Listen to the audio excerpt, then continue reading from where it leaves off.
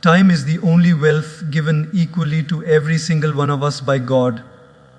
Some of us use it like gold, others waste it like dust. And once it slips from our hands, not even the greatest power in this world can bring a single second back.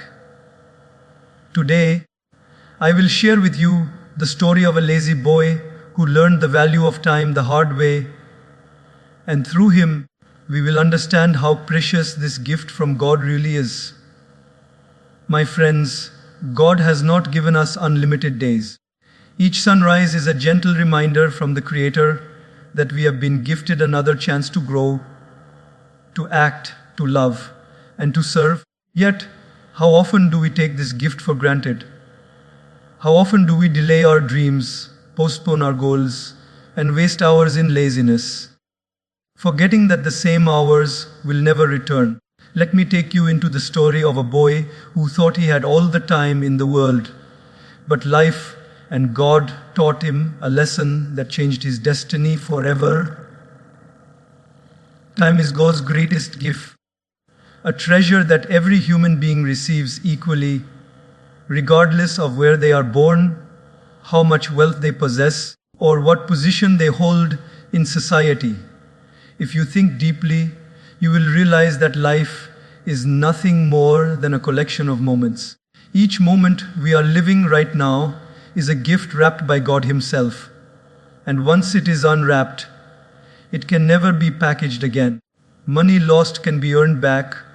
A broken relationship can sometimes be healed. Health can often be restored. But lost time is lost forever. The moment it slips away, it is gone into eternity. This is why wise people say that time is life. To value time is to value the very life that God has given us. Think about your daily routine for a moment. How often do we waste hours scrolling endlessly on our phones, watching video after video, forgetting that each second is slipping away? God didn't give us these hours so we could lose ourselves in distractions. He gave them so that we can grow, build, learn, love, and contribute. Imagine if every morning someone deposited 400 rupees into your bank account and told you to use them wisely before the end of the day, because whatever you don't spend will disappear forever. How careful would you be with each rupee? How thoughtfully would you plan where to use it? Now understand this: every day, God gives you 400 seconds, and by midnight, they are gone forever. You cannot save them. You cannot borrow them. You cannot store them. The only choice you have is whether you use them wisely or waste them carelessly. Let me give you a simple example from real life. A student sits for an exam. He has 3 hours to complete the paper. For the first hour, he relaxes, telling himself, "There's plenty of time. I'll start soon." He spends another hour looking around, daydreaming, and maybe even scribbling aimlessly. Suddenly, the invigilator announces, "Only 1 hour left." Panic grips him. He tries to write quickly, but in the rush, he makes mistakes, leaves questions unanswered, and by the time the bell rings, half the paper is incomplete. The result: he fails not because he lacked intelligence, but because he did not value time.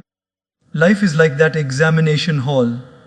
God gives us a limited time to write the paper of our destiny. If we waste the early hours of our life in laziness and procrastination, the final moments will be filled with regret. Another example can be found in health. Think of someone who keeps delaying exercise, ignoring good food habits, saying, "I'll start from tomorrow," but tomorrow becomes next week, next month, and eventually years pass by. By the time the person realizes, diseases have already set in. Now, the time for prevention is gone, only treatment remains. If only he had valued time when God was giving him the strength and energy, he could have avoided unnecessary pain. God's greatest gift of time was wasted in excuses, and the cost was health itself. When you really value time, your perspective on life changes.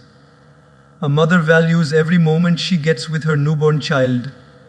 She wakes up at odd hours, sacrifices her comfort, because she knows these moments will never return. A businessman values time because he knows that one missed opportunity can cost him millions.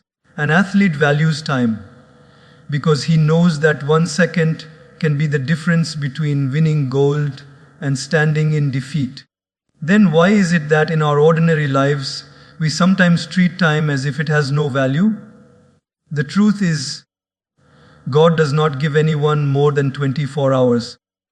The richest person on this planet and the poorest person in a small village both wake up to the same clock. The difference is not in how much time they have, but in how much they value it. We must remember, valuing time is also a way of valuing God. Because when we respect the moments He has given us, we are essentially showing gratitude to Him. Just like a child who receives a gift and takes care of it with love, we too must take care of the gift of time, using it for meaningful work, for building our character, for nurturing relationships, for serving others is our way of saying, "Thank you, God, for trusting me with this priceless treasure." Ask yourself, if you knew you had only 1 week left to live, how would you spend your time? Would you waste it on anger, laziness, or gossip? Or would you hug your loved ones, pursue your dreams, pray sincerely, and live fully? The reality is, none of us know how much time is left. Life is fragile, tomorrow is uncertain. That is why today, this very moment, is God's gift to us. To live it wisely is to live with purpose. So whenever you catch yourself wasting time, remember this: every tick of the clock is God whispering, "I'm giving you another chance." Every sunrise is His way of saying, "Here is a new day, make it count." And every night when we sleep, it is a reminder that one day the gift will end. The real question is, will we honor the gift while we still have it? Laziness is like a silent thief. It does not come loudly, it does not make noise, but it enters our lives quietly and robs us of opportunities that could have changed everything. The most dangerous thing about laziness is that it never shows its damage immediately. It whispers in your ear, "Relax, you can do it tomorrow. Don't worry, you have enough time." And while we listen to its sweet lies, life keeps moving forward, and the doors of opportunity slowly begin to close one by one. By the time we realize what we lost, it is often too late. Think about it. How many times have you had a great idea, a plan to improve your life, a dream to chase, but instead of acting immediately, you told yourself, "I'll start tomorrow."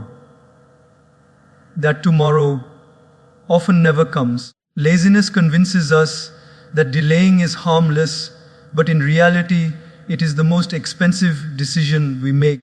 Because every time we delay, someone else out there is working hard, grabbing the opportunity we ignored. Let me give you a simple story.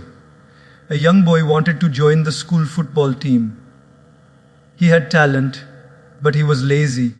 While others came to practice every morning, he slept in, thinking he would go the next day. Days passed. When the trials came, he was unprepared. He watched his friends perform while he struggled to even keep up. The coach selected others, and the boy lost his chance. Did he lack skill? No. Did he lack time? No. He only lacked discipline. And his laziness stole away his golden opportunity. This same pattern repeats in all areas of life. A student who delays studying because of laziness ends up panicking during exams. An employee who delays work out of laziness misses promotions. A person who delays starting healthy habits loses years of energy. Laziness doesn't just waste our time, it steals the future we could have had. Take a real life example. Imagine a farmer who has fertile land but keeps delaying sowing seeds. He says, "I'll do it tomorrow," and tomorrow becomes the next week, then the next. By the time he decides to plant, the season is gone. The land remains empty, and so does his harvest. The opportunity has passed forever. In the same way, when we delay using our talents, our chances to grow and shine also pass away. Laziness is not just a habit, it is a decision that costs us the harvest of our life. The dangerous part about laziness is how comfortable it feels in the beginning. Sleeping in, wasting hours, avoiding responsibility, all of this feels easy. But what starts as comfort turns into regret later. On the other hand, effort feels hard in the beginning, but it brings comfort and pride later. Life always balances like this. Easy choices lead to hard consequences, and hard choices lead to easy consequences. Laziness always tempts us with the easy choice, but later it hands us the heavy burden of regret. Let's think of a daily example. Have you ever delayed setting an alarm, thinking you'll just wake up naturally? Then the next day you overslept, missed your bus, and reached late for something important. That small act of laziness changed your whole day. This is how laziness works. It doesn't have to be huge. Even small delays have the power to steal big opportunities. On the other side, look at those who overcome laziness. The athlete who wakes up at 5 a.m. when others are still sleeping gets the medal. The student who studies a little every day instead of delaying gets the top rank. The professional who takes initiative instead of postponing gets the promotion. Their secret is not that they are more talented than us, but that they don't let laziness steal their opportunities. There is also a spiritual angle here. God gives us opportunities every day, but He also watches what we do with them. If we keep wasting them in laziness, why would He bless us with bigger ones? Just like a parent won't give more money to a child who wastes it carelessly, God won't entrust us with bigger opportunities if we cannot value the small ones. Laziness is a form of disrespect to the gifts God places before us. The sad truth is, most people don't realize what laziness has stolen until much later in life. They look back and say, I wish I had studied harder, I wish I had worked on my dream, I wish I had used my time well. But by then, the opportunity has already passed. That's why the best time to defeat laziness is now, in this very moment. Because opportunities are like visitors. They knock once, and if we don't open the door, they leave. Ask yourself honestly, how many doors have you left unopened because laziness whispered, "Not today"?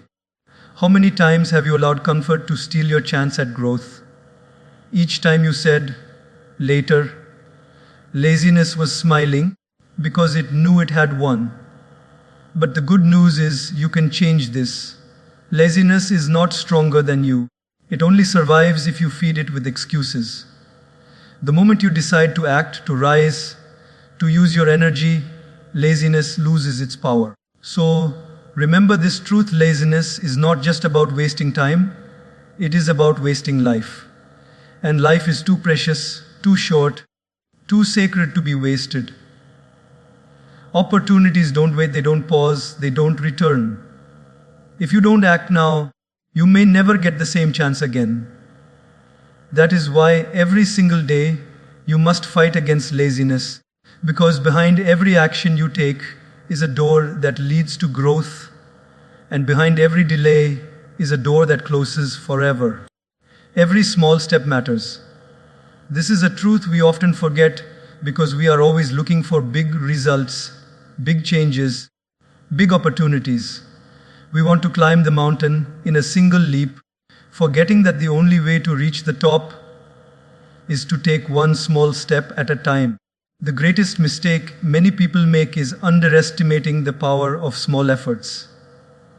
But life is built not by giant leaps, but by countless little movements in the right direction. Just as drops of water make the ocean, small steps create great destinies. Think about how a child learns to walk. The first step is shaky, unsteady, and often ends in a fall. But then the child takes another step and another, slowly. With practice, those small steps turn into confident walking, then running. No parent expects the child to run on the very first try. In the same way, life never asks us to achieve greatness instantly. It only asks us to take consistent small steps. The problem is, we ignore those steps, waiting for the perfect time to make a big move, and in the process, we waste the chances we already have. Imagine someone who wants to get healthier. He doesn't need to run a marathon on the first day. He only needs to take a walk for 10 minutes. That small step, repeated daily, turns into 20 minutes, then 30. Over weeks, his energy improves, his strength grows, and one day he looks back and realizes that the transformation began not with something dramatic, but with something very small. That is the secret. Small steps don't look powerful in the moment, but when compounded over time, they create miracles. Even in studies, the same principle applies. A student who studies for just 1 hour every day, instead of cramming the night before the exam, will always be more confident and successful. That 1 hour may seem small, almost insignificant, but when multiplied across weeks and months, it creates mastery. The difference between stress and confidence in the exam hall is not luck, but the accumulation of small steps taken earlier. Look at how nature itself teaches us this lesson. A mighty tree begins as a tiny seed.